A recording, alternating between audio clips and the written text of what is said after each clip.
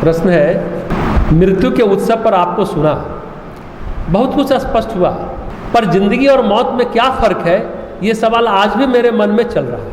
हाँ, कुछ हफ्ते पहले मैंने मृत्यु पर बहुत बातें की थी कि शरीर का छूटना जीवन का अंत नहीं है। मृत्यु मतलब आयाम बदलता है, हमने ये बातें कही थी।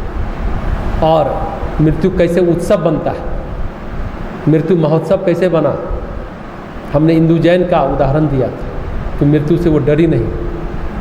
उन्होंने पहले लिखा था, उनका देहांत हुआ था मई में, तो उस पत्र को अखबार में आया था, उसकी चर्चा हमने की थी। और मृत्यु सचमुच हमें तो आकर्षित करता है, बहुत लोगों को आकर्षित करता है, अच्छा लगता है कि नई दुनिया कैसी होगी, जैसा इंदु जैन को लगता था। हम सोचते थे कि रियल होम लौट जाएगा, हालांकि वो तो कर्म के अनुसार लौटेगा।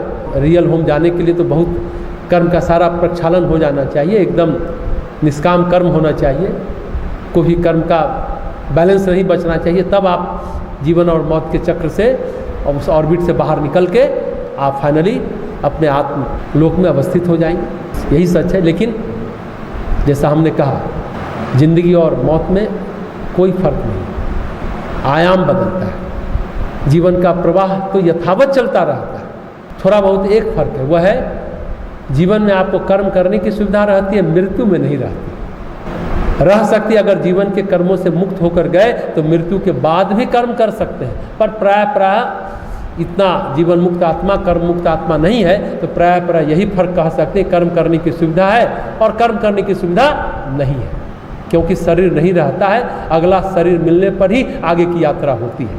इसलिए जीवन और मृत्यु एक है, सिर्फ जीवात्मा का आयाम बदलता है। जब सिर्फ शरीर तक आपकी सोच है, चिंतन है, तो शरीर तो खत्म हो जाता है, पर जीवात्मा नया शरीर फिर धारण करती है। कोई एक ऐसी अवस्था नहीं होती जब आपके पास शरीर न हो, मृत्यु के बाद भी शरीर रहता है। कौन शरीर? सूक्ष्म शरीर या कारण शरीर। स्थूल सूक्ष्म हो या कारण, है तो सभी पंच महाभूत ही ना, पंच तत्व से ही न बना है। ये पृथ्वी तत्व, जल तत्व, अग्नि तत्व, वायु तत्व और आकाश तत्व, ये सभी से शरीर का निर्माण होता है, शरीर निर्मित होते हैं। जहाँ तक प्रकृति है वहाँ तक ये पंचभूत है, ये पंच तत्व है। हाँ, कहीं कोई पंचभूत ज़्यादा है, कहीं कोई भूत कम है। धरती पर पृथ्वी तत्व प्रधान है, प्रेत शरीर में वायु तत्व प्रधान है, कहीं अग्नि तत्व प्रधान है। इससे कोई फर्क नहीं है। फर्क यही है कि किस तरह का क्या काम करते हैं। आपके मन में सत्कर्म करने की सोच है, ताकत है, अगर आपकी ऊर्जा होगी सूक्ष्म शरीर में, तो वहाँ भी आप सत्कर्म ही करेंगे। दरअसल मृत्यु का भय अज्ञात का भय है, मृत्यु का भय नहीं होता। पहली बार किसी नए स्थान पर जा रहे हैं तो डर लगेगा ही, पहली बार आप किसी अमेरिका जा रहे हैं, विदेश जा रहे हैं, तो भय लगता है, अंदर कहीं ना कहीं भय रहता है। कहाँ रहेंगे, कैसे रहेंगे, कमरा कैसा मिलेगा, भय होता है।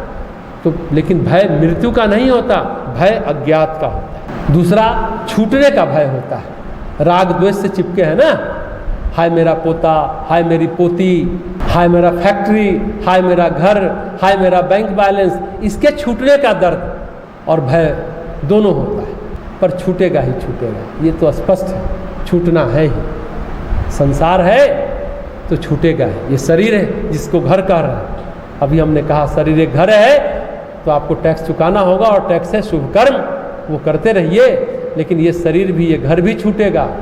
स्थूल शरीर छूटेगा तो सूक्ष्म शरीर मिलेगा। पितर शरीर अगर मिला, अच्छे कर्म किए हैं, जो वायु शरीर है। इस तरह से शरीर पंच तत्व, जहाँ तक प्रकृति है वहाँ तक ये पांचों तत्व हैं, किसी न किसी रूप में हम आप रहते हैं। तो हम समझते हैं कि जीवन और मौत का फर्क आप समझते होंगे, हालांकि कोई फर्क नहीं है, डायमेंशन चेंज होता है।